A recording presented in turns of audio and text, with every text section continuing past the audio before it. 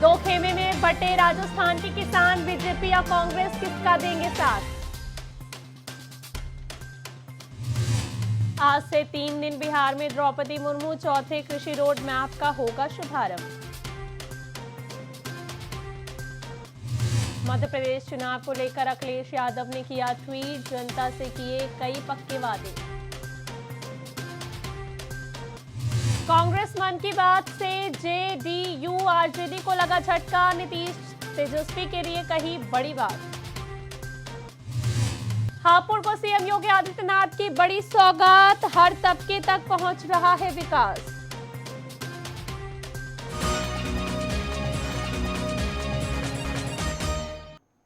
नमस्कार, स्वागत है आपका इंडिया वॉच में। आपके साथ मैं हूं श्रेया कश्यप। करते हैं बुलेटिन की शुरुआत बड़ी खबर के साथ, जहां चुनावी रंगत कोटा संभाग में भी जमने लगी है। चौराहे चाय की दुकान, पान की दुकान और शहर के प्रमुख जगहों पर चुनावी चर्चा शुरू हो गई है, तो वहीं भाजपा की पहली लिस्ट भी आ गई है। कांग्रेस की लिस्ट का इंतजार किया जा रहा है। चुनाव से हर वर्ग और क्षेत्र जुड़ा रहता है। ऐसे में किसान भी इस बार मतदान में अपनी समस्या और व्यथा को व्यक्त करेगा। कोटा में कई किसानों से मीडिया ने बातचीत की, तो किसी ने कांग्रेस की ओर गहलोत सरकार को उखाड़ फेंकने का आह्वान किया, तो किसी ने कांग्रेस सरकार को किसान हितैषी बताया। बूंदी रोड स्थित बड़गांव के किसानों में कई किसान ऐसे थे जिन्होंने कांग्रेस सरकार को आड़े हाथों लिया। किसान बलविंदर सिंह और मोडूलाल ने बताया कि 5 साल तक किसान परेशान रहा। बिजली भले ही फ्री करने की बात कांग्रेस ने की, लेकिन चुनावी समय में किए जाने से किसान कोई लाभ नहीं मिला है। समय पर गांव में बिजली आती नहीं है और ट्रांसफार्मर की समस्या सालों से बनी रही, जिस कारण उनके ही मंत्री अशोक चांदना तक को धरना देना पड़ा। वहीं किसान रामलाल का कहना है कि चावल पर निर्यात बंद कर दिया, जिस कारण भाव नीचे गिरते चले गए। अकाल जैसी स्थिति में सरकार ने समय पर पानी नहीं दिया, जिस कारण फसलें बर्बाद हो गईं।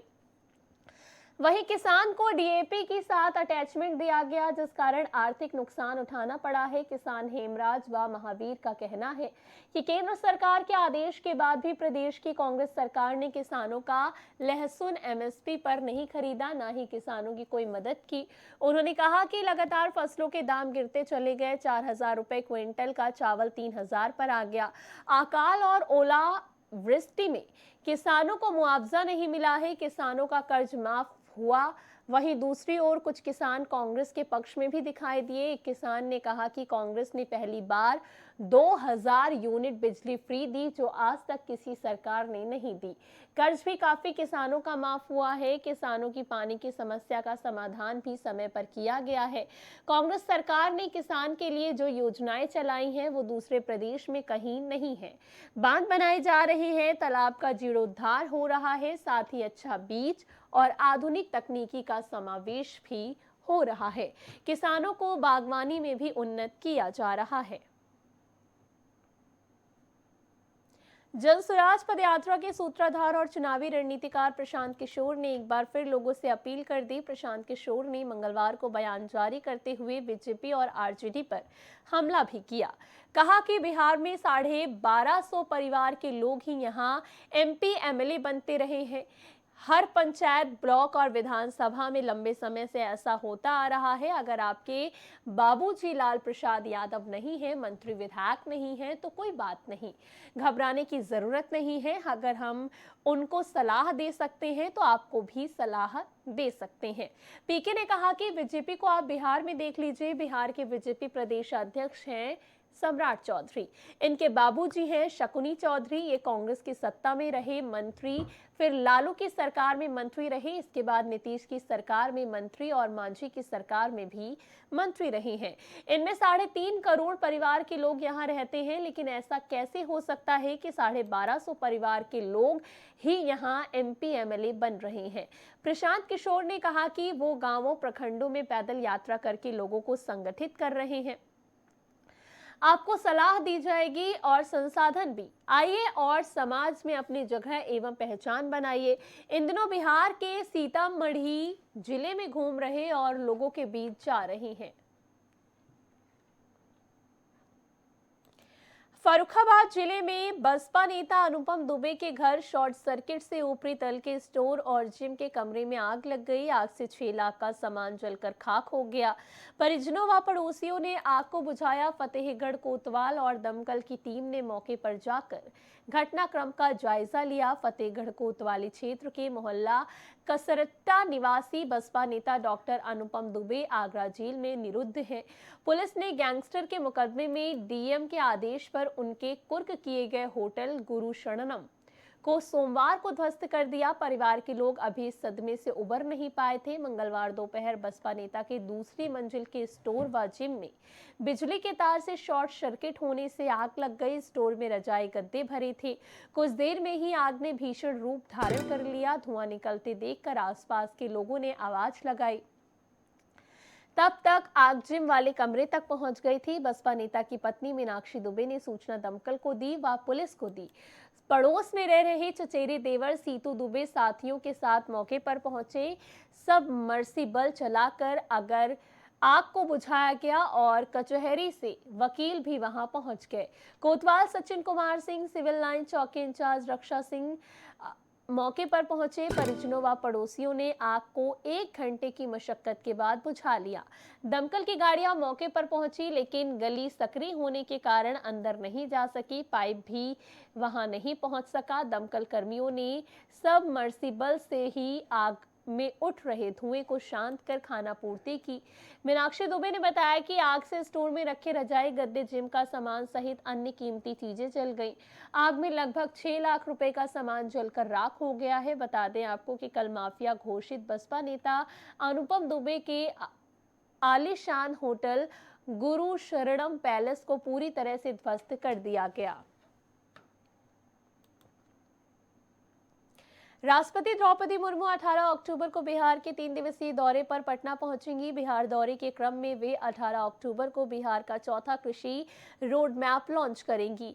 इसके अलावा उनके मोतिहारी और गया जाने का भी कार्यक्रम है। राष्ट्रपति अपने दौरे के पहले दिन यानी 18 अक्टूबर को पटना पहुंचने के बाद बापू सभागार में बिहार के चौथे कृषि रोड मैप का विधिवत शुभारंभ करेंगी। इस दौरान आपको बता दें कि इस दिन बापू सभागार में 2000 किसान सहित स्वयं सहायता समूह की महिलाएं भी उपस्थित रहेंगी। 18 अक्टूबर को राष्ट्रपति के आगमन पर राजभवन में रात्रि भोज का आयोजन किया जा रहा है। इस भोज में प्रदेश के गणमान्य लोग हिस्सा लेंगे। इस भोज को लेकर के व्यापक तैयारियां की जा रही हैं। इसी दिन राष्ट्रपति पटना साहिब तख्त श्री हरमंदिर में मत्था टेकने जाएंगे। राष्ट्रपति राजभवन में रात्रि विश्राम करेंगे। 19 अक्टूबर को राष्ट्रपति मोतिहारी जाएंगी, जहां महात्मा गांधी विश्वविद्यालय के दीक्षांत समारोह में भाग लेंगी। इसी दिन शाम को पटना एम्स के दीक्षांत समारोह में भी हिस्सा लेंगी। 20 अक्टूबर को वो पटना से गया जाएंगी, जहां दक्षिण बिहार केंद्रीय विश्वविद्यालय के दीक्षांत समारोह में भाग लेंगी। इस दिन उनके महाबोधि मंदिर में जाने की संभावना है। इसके बाद गया से ही दिल्ली के लिए रवाना हो जाएंगी। राष्ट्रपति के बिहार आगमन को लेकर के सुरक्षा के पुख्ता प्रबंध किए जा रहे हैं। पटना के ट्रैफिक एसपी पूर्ण कुमार झा ने राष्ट्रपति द्रौपदी मुर्मू के आगमन को लेकर के शहर में ट्रैफिक रूट को लेकर के जानकारी दी है।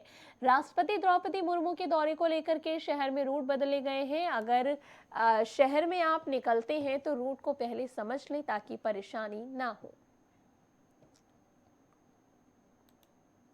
मध्य प्रदेश विधानसभा चुनाव को लेकर सपा के मुखिया अखिलेश यादव ने तैयारियां तेज कर दी हैं। हाल ही में सपा ने मध्य प्रदेश चुनाव को लेकर अपने प्रत्याशियों की सूची जारी की थी। वहीं अब अखिलेश यादव ने अपने ट्विटर हैंडल पर मध्य प्रदेश विधानसभा चुनाव को लेकर ट्वीट किया है। अखिलेश यादव ने ट्वीट किया, जिसमें उन्होंने मध्य प्रदेश को पक्के वादे करते हुए लिखा कि मध्य प्रदेश से सपा के पक्के वादे हैं। पिछड़े, दलित, अल्पसंख्यक को हक और सम्मान मिलेगा। जातीय जनगणना आबादी के अनुपात में हिस्सेदारी होगी। पिछड़ों को 27% आरक्षण मिलेगा। महिलाओं के लिए समाजवादी पेंशन योजना का लाभ मिलेगा। मेधावी छात्रों के लिए लैपटॉप दिया जाएगा। सेवानिवृत्त कर्मचारियों को पुरानी पेंशन का लाभ मिलेगा। अपने ट्वीट में किसानों को लेकर कहा, किसानों को फसल का न्यूनतम समर्थन मूल्य मिलेगा। युवाओं को रोजगार और गुणवत्तापूर्ण प्राथमिक शिक्षा मिलेगी। जनता समाजवादी मूल्यों और सिद्धांतों को बढ़ावा देगी। बता दें आपको कि मध्य प्रदेश चुनाव को लेकर अखिलेश यादव चुनावी जनसभा को भी संबोधित कर चुके हैं। हापुड़ को सीएम योगी आदित्यनाथ ने बड़ी सौगात दी है। सीएम योगी ने 136 करोड़ की 102 योजनाओं का लोकार्पण किया है। इसी के साथ सीएम योगी ने दलित सम्मेलन को संबोधित किया। सीएम योगी ने अपने संबोधन में कहा कि सबका साथ सबका विकास का भाव है। उत्तर प्रदेश का तेजी से विकास हो रहा है। सभी पात्र लोगों को योजनाओं का लाभ मिल रहा है। बिना भेदभाव के योजनाओं का लाभ मिल रहा है। उत्तर प्रदेश विकास के रास्ते पर है। अपने संबोधन में सीएम योगी ने कहा कि हर तबके तक विकास पहुंच रहा है। डबल इंजन की सरकार में विकास हो रहा है। सिसोदिया जी आज के इस कार्यक्रम में उपस्थित भारतीय जनता पार्टी के सभी पदाधिकारीगण, सभी माननीय जनप्रतिनिधिगण और भारी संख्या में बाबा साहब डॉक्टर भीमराव अंबेडकर जी की मिशन के लिए समर्पित पश्चिमी क्षेत्र से जुड़े हुए मेरे सभी उपस्थित भाइयों बहनों, आज शारदीय नवरात्रि का तृतीय तिथि है। इस अवसर पर आप सभी का मैं हृदय से अभिनंदन करता हूं, स्वागत करता हूं। भाइयों बहनों, भारत की व्यवस्था सदैव से सर्वे भवन्तु सुखिनः सर्वे सन्तु निरामया, जिसको प्रधानमंत्री मोदी जी ने सबका साथ सबके विकास के भाव के साथ जोड़ा है, इस पर आधारित रहा है। आप याद करिए, कौन सा ऐसा कालखंड था जब आज के हमारे अनुसूचित जाति में कहे जाने वाले बंधुओं ने, महापुरुषों ने समाज का मार्गदर्शन न किया हो। याद करिए, जब भगवान राम से साक्षात्कार कराना था तो महर्षि वाल्मीकि ने रामायण जैसा ग्रंथ हम सबको दिया। याद करिए, जब दुनिया के अंदर अंधकार था, पूर्व उप मुख्यमंत्री एवं राज्यसभा सांसद सुशील कुमार मोदी ने मंगलवार को कहा कि शशि थरूर ने कांग्रेस के मन की बात कह दी है, जिससे जेडीयू और आरजेडी दोनों को झटका लगा है। न नीतीश कुमार केंद्र की राजनीति में जाएंगे और न बिहार में तेजस्वी यादव के लिए कुर्सी खाली करेंगे। उन्होंने कहा कि बिहार में जातीय सर्वे करा लेने के बाद जेडीयू को लगा कि इससे नीतीश कुमार का कद बढ़ेगा और कांग्रेस वर्चस्व वाला इंडी गठबंधन उन्हें पीएम प्रत्याशी मान लेगा। लेकिन राहुल गांधी और मल्लिकार्जुन खड़गे का नाम लेकर शशि थरूर ने गुब्बारे की हवा ही निकाल दी। राज्यसभा सांसद सुशील कुमार मोदी ने कहा कि विपक्ष में प्रधानमंत्री पद के लिए लड़ाई अभी से शुरू हो गई है। सीट शेयरिंग तक बात पहुंचने पर इनका कुनबा बिखर जाएगा। विपक्ष की मुंबई बैठक में सीट शेयरिंग पर जल्द निर्णय करने का फैसला हुआ था, लेकिन हालात ये हैं कि 5 राज्यों के विधानसभा चुनाव में कांग्रेस, सपा और आप कई सीटों पर एक दूसरे के खिलाफ लड़ रही है। विपक्ष की समन्वय समिति की 13 सितंबर की दिल्ली बैठक के महीने भर बाद भी ना कोई बैठक हुई है, ना अगली तारीख तय हुई। जो 3 वर्किंग ग्रुप बने थे उनकी बैठकें भी नहीं हुई हैं। पूर्व उप मुख्यमंत्री सुशील मोदी ने कहा कि विपक्ष की समन्वय समिति की 13 सितंबर की दिल्ली बैठक के महीने भर बाद भी कोई ना कोई बैठक हुई, ना अगली तारीख तय हुई। जो 3 वर्किंग ग्रुप बने थे उनकी बैठकें भी नहीं हुई हैं। सुशील कुमार मोदी ने कहा कि 14 सदस्यों वाली समन्वय समिति के लिए माकपा ने अभी तक अपना प्रतिनिधि तय नहीं किया है। कांग्रेस के एक तरफा फैसले से विपक्ष की भोपाल रैली स्थगित हुई है, उसकी भी कोई अगली तारीख तय नहीं हो पाई है। पूर्व डिप्टी सीएम सुशील कुमार मोदी ने कहा कि जो 24 विपक्षी दल 4 उच्च स्तरीय बैठक के बाद ना नेतृत्व तय कर सके और ना सीट साझा करने पर सहमति बना पाए, वे केवल पीएम मोदी का विरोध करने के नकारात्मक मुद्दे पर देश का भरोसा नहीं जीत सकते। पीलीभीत के बीसलपुर में धार्मिक स्थलों के पास संचालित मीट मटन व चिकन शॉप के खिलाफ प्रशासन ने कार्रवाई की है। विश्व हिंदू महासंघ के शिकायत का संज्ञान लेकर एसडीएम की अगुवाई में संयुक्त टीम ने छापेमारी की। धार्मिक स्थल के समीप और मानक विहीन दुकानों को बंद कराकर उन्हें नोटिस दिया गया है। एसडीएम सचिन राजपूत ने बताया कि संपूर्ण समाधान दिवस में विश्व हिंदू महासंघ के मंडल प्रभारी ठाकुर मनीष सिंह के द्वारा शिकायती पत्र दिया गया था, जिसमें कहा गया था कि नगरपालिका परिषद द्वारा नोटिस देकर मीट की 33 दुकान बंद कराई गई थी, लेकिन उन्हें पुनः संचालित कर दिया गया। इस मामले में क्षेत्रीय खाद्य सुरक्षा अधिकारी के माध्यम से नगर में दुकानों की जांच कराई गई, जिसमें 6 दुकानें धार्मिक स्थल के पास मिली है। इन्हें नोटिस देकर 15 दिन के अंदर जवाब मांगा गया। वहीं विश्व हिंदू महासंघ के मंडल प्रभारी मनीष सिंह का कहना है कि धार्मिक स्थल चाहे वो मंदिर हो या मस्जिद, नियम विरुद्ध अगर मीट की दुकानें पाई जाती हैं तो संगठन इस पर शांत नहीं बैठेगा। आज 6 दुकानों को नोटिस दिया गया है मीट की, क्या पूरा मामला है ये? नगर पालिका परिषद द्वारा 33 मीट की दुकानों को बंद कराया गया था। उसके बाद जानकारी हुई कि उन्हें पुनः संचालित कर दिया गया है, तो उसी माध्यम में हम सभी संयुक्त टीम ने विश्व हिंदू महासंघ परिवार ने एसडीएम साहब से मुलाकात की थी। एसडीएम बीसलपुर से समाधान दिवस में उनको एक पत्र दिया था और शिकायत की थी, तो एसडीएम साहब ने उसमें जांच कराई है। तो जांच में जो है 6 दुकानें गलत तरीके से चल रही हैं जो मंदिर के पास में पाई गई हैं, उनको नोटिस दिया गया है, जानकारी प्राप्त हुई है। इसमें हम एसडीएम साहब को धन्यवाद देना चाहेंगे। आगे क्या प्रोसेस रहेगा आप लोगों का अगर दुकानें इस तरीके से पाई गई?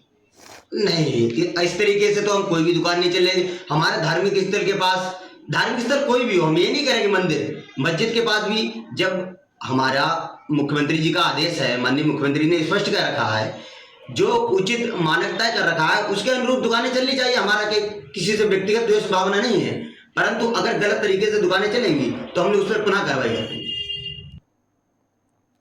पीलीभीत के माला रेंज में कई दिनों से एक बाघिन ने दहशत मचा रखी थी। गांव जमुनिया के गन्ने के खेत में बाघिन होने की सूचना मिलने पर पिछले कई दिनों से पीलीभीत टाइगर रिजर्व एवं सामाजिक वानिकी के पशु चिकित्सक के माध्यम से रेस्क्यू करने की कोशिश की गई थी, लेकिन बाघिन को पकड़ने में सफल नहीं हो पाए। इसके बाद मंगलवार को सामाजिक वानिकी के अधिकारियों को खबर लगी कि बाघिन ने अपना डेरा गांव जमुनिया के गन्ने के खेत में जमाया हुआ है।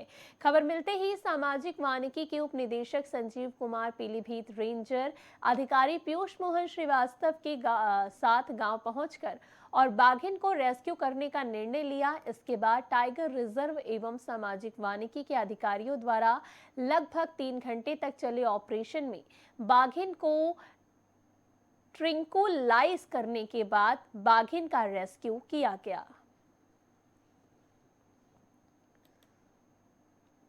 रुक करेंगे अपने अगली खबर की ओर, जहां खबर प्रयागराज से है। जिला कचहरी में तमंचा लेकर युवक पहुंचा। अधिवक्ता को जान से मारने की फिराक में था युवक। अधिवक्ता रणविजय सिंह मोहम्मद आसिफ के ऊपर जानलेवा हमला किया। अधिवक्ताओं ने युवक को पकड़कर पुलिस के हवाले किया। वहीं पुलिस ने युवक को थाने में लाकर पूछताछ में जुटी है।